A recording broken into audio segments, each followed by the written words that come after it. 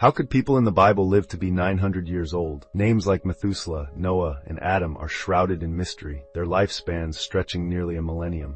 Was this divine intervention, a symbolic narrative, or could there be a forgotten secret woven into the fabric of early humanity? For centuries, scholars, theologians, and scientists have wrestled with this enigma. Could the answer change everything we think we know about life, aging, and human potential? The Bible's genealogies are filled with astonishing claims. Methuselah, the longest-lived figure, reportedly lived to be 969 years old. Adam, the first man, reached 930. Even Noah, who survived the Great Flood, lived 950 years. These numbers seem almost fantastical to us today, where the global average lifespan is just over 70. But could there be an explanation hidden in the ancient world? Was there something unique about these early humans? Or is there a deeper truth the Bible is pointing us toward? Some theologians argue that these lifespans are symbolic. They represent the moral or spiritual weight of these individuals, rather than their actual years on earth. In this view, Methuselah's near-millennium life could signify the endurance of wisdom. Or Noah's 950 years might reflect the importance of his covenant with God. But even if symbolic, why choose such precise, extraordinary numbers? Is there more to this story than mere allegory? Science offers another angle, suggesting that early humans might have been genetically predisposed to longer lives. Genesis describes a world untouched by disease, pollution, and the degradation of genetic material, conditions vastly different from today.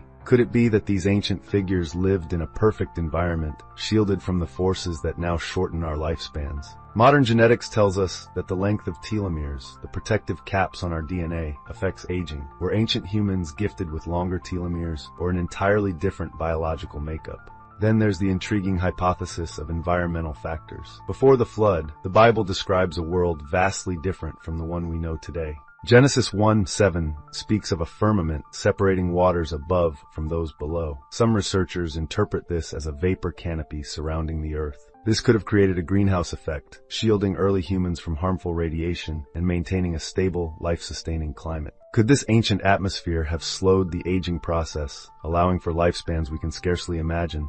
But there's more. The dramatic shift in lifespans after the flood is hard to ignore. Noah lived to 950 years, but his descendants experienced a steady decline in longevity. By the time of Abraham, lifespans were closer to 175 years, and Moses lived to 120. What happened to cause this rapid decline? Did the flood alter the environment so drastically that it reshaped human existence? Or was this God's way of setting a new order for humanity? These questions aren't just about the past, they challenge us to think about the future. If ancient humans could live for centuries, what does that say about our potential today? Could we unlock secrets from the Bible that help us understand the limits of human life, or even extend it? In a world obsessed with anti-aging and immortality, does the story of Methuselah hold the ultimate answer? The mystery of biblical longevity invites us to question everything we know about life and death.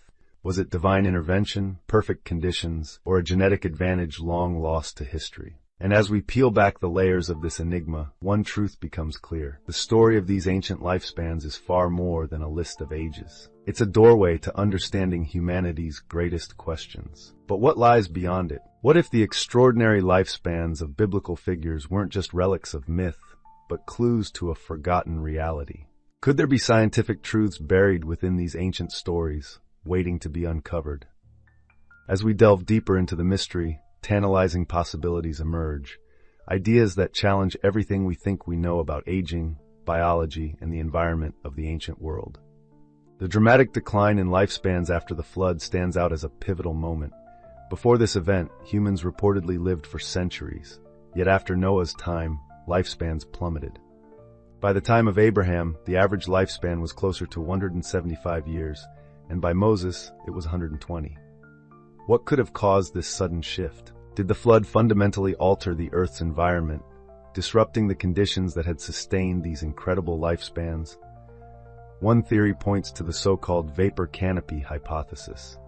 Genesis 1:6-7 describes a firmament dividing the waters above from the waters below, which some interpret as a protective layer of water vapor encasing the Earth. This canopy might have shielded early humans from harmful ultraviolet radiation and maintained a stable, greenhouse-like climate, creating an ideal environment for long life. After the flood, this protective layer would have collapsed, exposing humanity to the full force of the sun's radiation and drastically accelerating aging. Environmental factors alone, however, don't fully explain the mystery. Could the secret also lie within the human genome? Modern genetics tells us that aging is closely linked to the length of telomeres, the protective caps on the ends of chromosomes. Each time a cell divides, these telomeres shorten, eventually leading to cellular aging. If the first humans were created with near-perfect genetics, their telomeres might have been significantly longer. Delaying the aging process could be a possibility.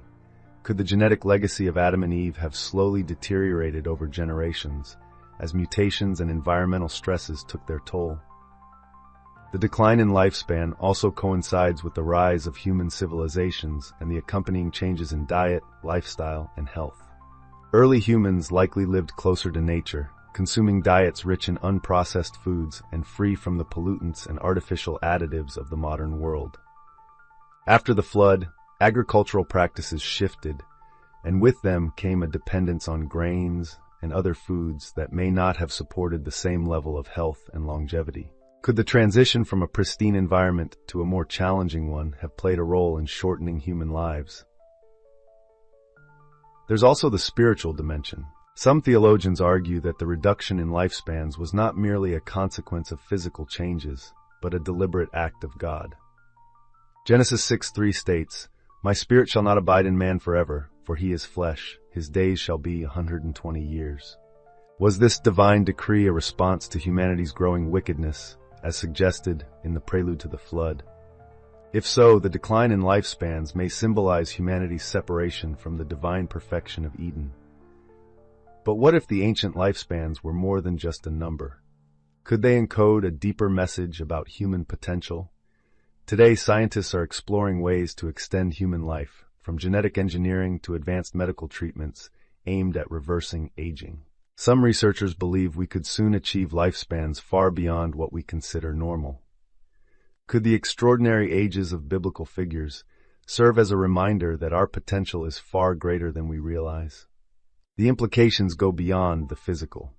The Bible's account of these lifespans raises profound questions about how we measure time, purpose, and the meaning of a life well lived. If Methuselah lived 969 years, what did he witness?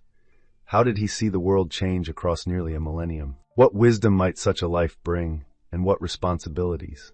Could the legendary lifespans of biblical figures like Methuselah and Noah point to a forgotten connection between science and scripture?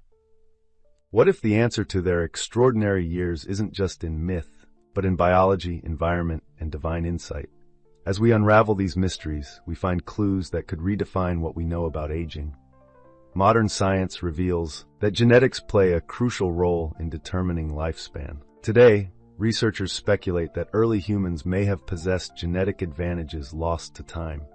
If Adam and Eve were created perfect, as Genesis describes, their DNA might have been free from the mutations that accumulate over generations. This genetic purity could explain the extraordinary lifespans of their descendants, which gradually declined due to genetic degradation over centuries. Telomeres, the protective caps at the ends of chromosomes, are central to this theory. These structures shorten with each cell division, eventually leading to aging. Cutting-edge research into telomere extension and gene editing has already shown potential in slowing or reversing aging. Could Methuselah's 969 years reflect a time when humanity's biological systems were at their peak, before environmental and genetic changes took their toll? The environment of the ancient world also offers fascinating possibilities. The pre-flood Earth is often described as a paradise, with conditions vastly different from today. The vapor canopy theory suggests that a layer of water vapor once encased the planet, shielding it from harmful radiation and creating a greenhouse effect. This protective layer could have reduced cellular damage, contributing to longer lifespans.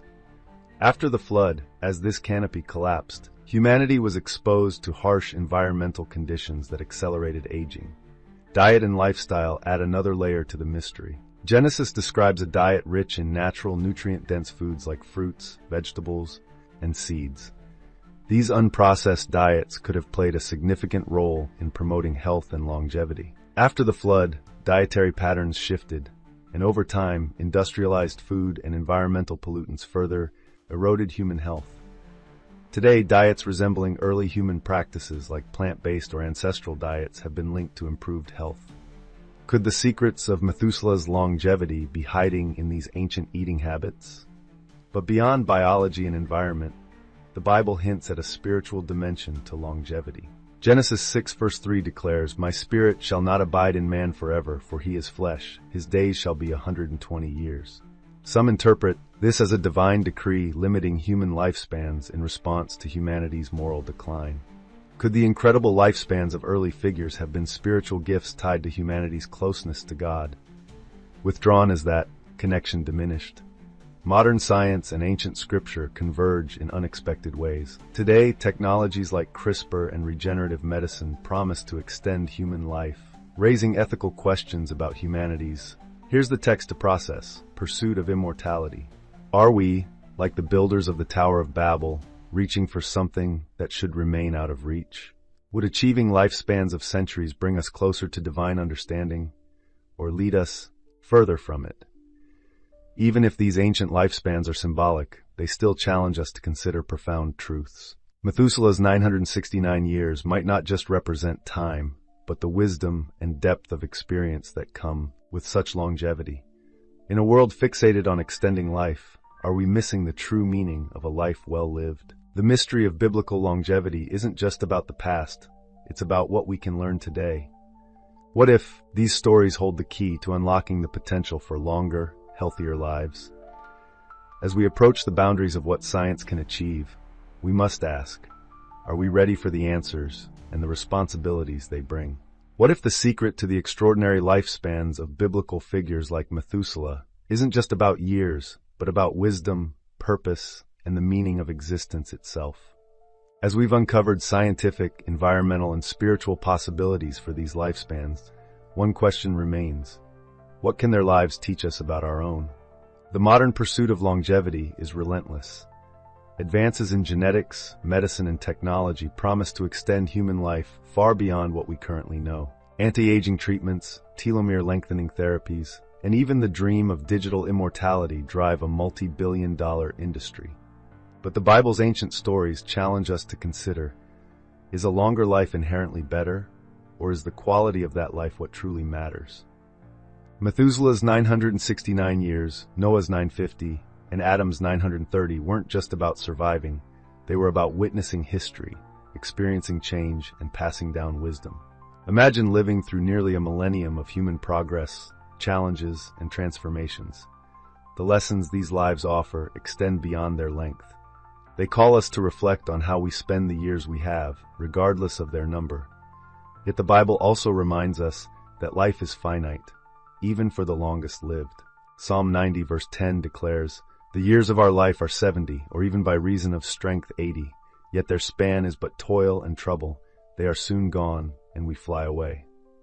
This passage contrasts the lifespans of ancient figures with the reality most of us face today. It challenges us to find meaning, not in the quantity of years, but in how we use them. Modern science, for all its advancements, cannot answer the deeper questions of existence. Even if humanity were to unlock the secrets of Methuselah's longevity, would it bring fulfillment? Would centuries of life give us more time to connect, create, and love, or would it lead to new challenges, like boredom, overpopulation, or the loss of meaning? The spiritual dimension of longevity is equally profound. Genesis 6:3 suggests that God set a limit on human life as a response to humanity's moral decline. Could this be a reminder that life is a gift, meant to be cherished and used wisely?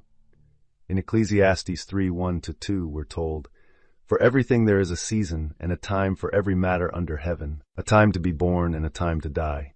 This wisdom encourages us to embrace the cycles of life, rather than resist them. The extraordinary lifespans of the Bible also invite us to think about legacy. What did Methuselah pass on to his descendants? What wisdom did Noah carry forward after the flood? These figures remind us that life's value isn't just in what we accomplish for ourselves, but in the impact we leave on others. In our pursuit of longer lives, are we forgetting the importance of living fully in the time we're given? In the end, the mystery of biblical longevity isn't just about the past, it's a challenge for the future. If humanity discovers the key to extending life, how will we use it? Will we strive for wisdom, compassion, and purpose, or will we fall into the same patterns of greed and self-interest that have marked so much of history? The Bible's stories hold up a mirror to our aspirations and fears, reminding us that the choices we make today will shape the world for generations to come. So what does Methuselah's 969 years mean for us? Perhaps it's not just about living longer, but about living better. It's a call to reflect on the legacy we're building, the wisdom we're sharing, and the love we're giving. Life's greatest value isn't in its length, but in the depth of meaning we find within it. As we close this journey through the mysteries of ancient lifespans, we invite you to consider, how would you live if you had 900 years? Would it change your priorities, your relationships, or your faith? Or is the real lesson that every day we're given is a gift, whether we live for 70 years or 700?